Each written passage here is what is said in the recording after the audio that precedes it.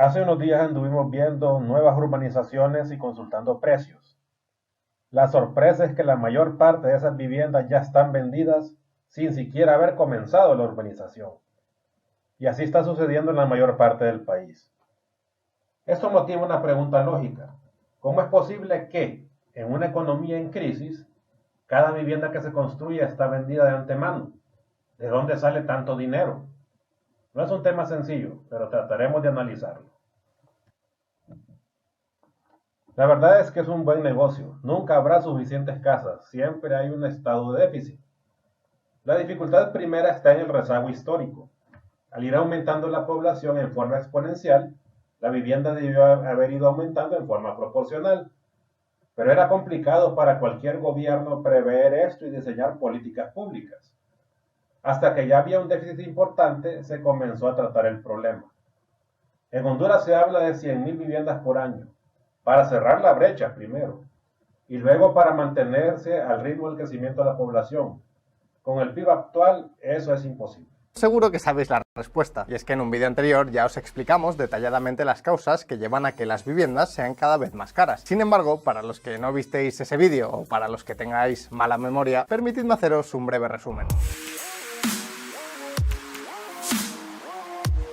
La primera causa que explica el reciente encarecimiento de las viviendas es el cambio demográfico. Durante las últimas décadas, y gracias al aumento de la esperanza de vida y a las generaciones de baby boomers, la población en los países desarrollados se ha disparado. ¿Y por qué es esto un problema, os preguntaréis? Pues es un problema porque a medida que la población ha ido creciendo, el número de viviendas no lo ha hecho al mismo ritmo. Es decir, que simplemente no se han construido casas suficientes para todos durante los últimos años. Algo que, claro, pues irremediablemente ha contribuido a disparar los precios. La segunda causa que explica el encarecimiento de la vivienda es la aglomeración en las ciudades. La gente joven cada vez tiende más a mudarse a grandes ciudades como Madrid, Hamburgo o Londres. Esto es algo que ha hecho que estas grandes ciudades se conviertan en auténticas ollas a presión. Todo el mundo quiere vivir en ellas y por tanto los precios se han vuelto exageradamente altos. Finalmente, la tercera causa del aumento de precios son los cambios en las estructuras familiares. Y es que, veréis, hace 30, 40 o 50 años las familias eran mucho más numerosas que ahora. Las viviendas tradicionalmente se construían con 3 o 4 habitaciones para que familias con 3, 4 o 5 hijos pudieran habitarlas sin ningún problema. No obstante, a diferencia de entonces, las familias de ahora pues tienen menos hijos que antes, o incluso pues no los tienen. Es más, hay directamente mucha gente que prefiere vivir sola, sin tan siquiera tener una pareja formal. Ahora bien, el problema de todo esto es que como la mayoría de viviendas se construyeron en el pasado pensando en familias numerosas, las familias actuales se ven obligadas a alquilar o comprar casas mucho más grandes de lo que quizá necesitan y en consecuencia... En el supuesto que se pudieran construir todas esas casas, una por familia, no hay forma que todas esas familias tengan los recursos económicos para comprar la vivienda de contado. Entonces no queda más opción que el crédito, bien sea directo del Estado o siempre del Estado, pero actuando como un banco de segundo piso, intermediando con la banca privada, como se hace actualmente con Banprovi. Y una vez que entra la banca de inversión, ya es imposible que los precios bajen, debido a que los bancos se convierten en propietarios de las viviendas, en condición de arrendadores, hasta que se pague el préstamo. Y durante ese periodo, al banco no le conviene que el valor del inmueble disminuya. Lo que hay que hacer es construir más viviendas. Tiene lógica, ¿verdad? La pregunta es, ¿cómo lo hacemos? Es decir, existen muchas formas de ampliar el stock de viviendas de un país. Por ejemplo, durante muchos años, en países como España, se ha promovido la creación de lo que se conoce como viviendas de protección oficial. Este tipo de viviendas son construidas por iniciativa del gobierno y después son vendidas a precios muy reducidos a familias que tienen pocos recursos o que se encuentran en situaciones vulnerables. Hasta aquí puede parecer una medida ideal, ¿verdad? Sin embargo, tiene algunos problemas muy importantes.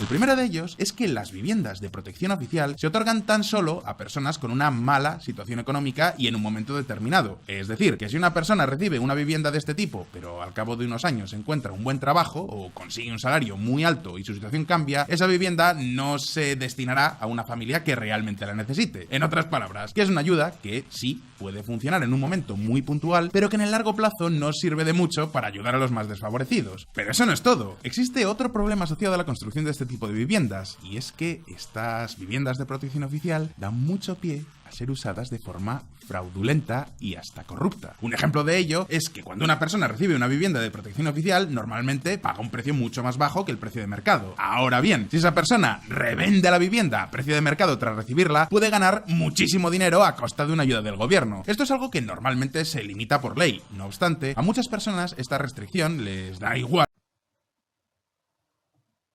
El tercer punto es el límite de espacio disponible.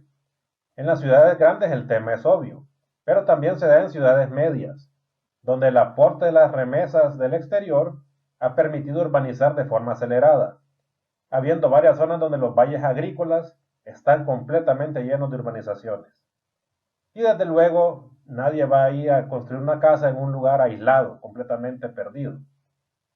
El asunto es que al terminarse todos los terrenos buenos, no queda más opción que construir en zonas complicadas, o demoler casas viejas, reemplazando una casa por otra, o sea que no se incrementa la cantidad de vivienda. Decir que la inversión en vivienda pública no es una buena idea para aliviar el problema de los precios, especialmente para las familias vulnerables? Pues no. De hecho, es un tipo de medida que muchos economistas recomiendan. Simplemente hay que tener en cuenta tres factores. El primero es que las viviendas públicas deben destinarse al alquiler, es decir, no a la venta. El segundo es que hay que construir vivienda pública al ritmo de la demanda para no crear enormes listas de espera. Y el tercero es que hay que evitar concentrar todas las viviendas públicas en barrios muy concretos donde se puedan formar zonas marginales o guetos. Sea como sea, la construcción de viviendas públicas no es ni muchísimo menos la única solución, ni probablemente tampoco la mejor a los... Construir torres y agrupar a las personas en vertical en lugar de horizontal es la opción lógica, adoptada en todos los países. Eso resuelve el tema del espacio, pero no el del costo, ya que estas construcciones necesitan la intervención de muchas compañías y el costo se va para arriba. Se resuelve el tema, pero no se puede reducir el precio por metro cuadrado. Y aquí viene el truco final inmobiliario. Supongamos que al final la demanda sea cero, que nadie quisiera comprar vivienda. Aún así los precios no bajarían. En otro tipo de producto, cuando la demanda baja, el vendedor se ve obligado a bajar el precio para deshacerse de su mercadería y comprar nueva. Pero en el sector inmobiliario no funciona así.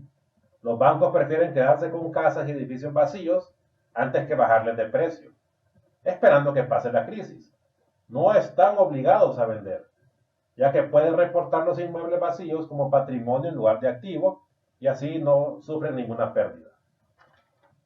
¿Cómo puede el gobierno incentivar estos cambios y reestructuraciones? ¿Cómo se puede animar a los propietarios a alquilar sus viviendas vacías o recreacionales? Pues ahora mismo lo vamos a ver. Impulsando el alquiler. Esto es algo que ya hemos dicho. Una forma de aumentar el número de viviendas en alquiler sin necesidad de construir más es animando a que los propietarios que no alquilan sus viviendas empiecen a alquilarlas. La pregunta es, ¿por qué razón hay propietarios que teniendo pisos disponibles para alquilar deciden no hacerlo? Pues entre muchas otras razones, las principales son las siguientes. La primera es que en algunos países las regulaciones de los contratos de alquiler pueden ser demasiado rígidas. Sin ir más lejos, muchos gobiernos obligan a los propietarios a alquilar viviendas por periodos demasiado largos de tiempo, sin margen alguno para adaptar los contratos a las necesidades de cada propietario, o incluso a los cambios que se produzcan en el mercado o en la vida misma. Pero bueno, vamos a verlo. En ese escenario no hay forma limpia de bajar los precios, ni con sobreoferta ni con reducción de demanda, siendo preferible entonces enfrentarse a la corrupción del Estado y que sea el mismo el que desarrolle y financie proyectos habitacionales a gran escala, como en los 70s y los 80s, pero de forma directa, sin intermediarios para que el costo sea menor. Pareciera la opción más viable, con contratos que impidan vender esos inmuebles, u otro mecanismo que evite el acaparamiento de los bienes. Hay otra forma de devaluar propiedades. En Honduras las viviendas pierden valor al estar en zonas de alto riesgo, tanto por el tema de la naturaleza como por el tema de la delincuencia. Nadie sensato invierte en lugares así. Pero no se trata de eso no es ninguna solución, ya que eso no es bajar el precio de las viviendas, sino destruir completamente el valor de las propiedades.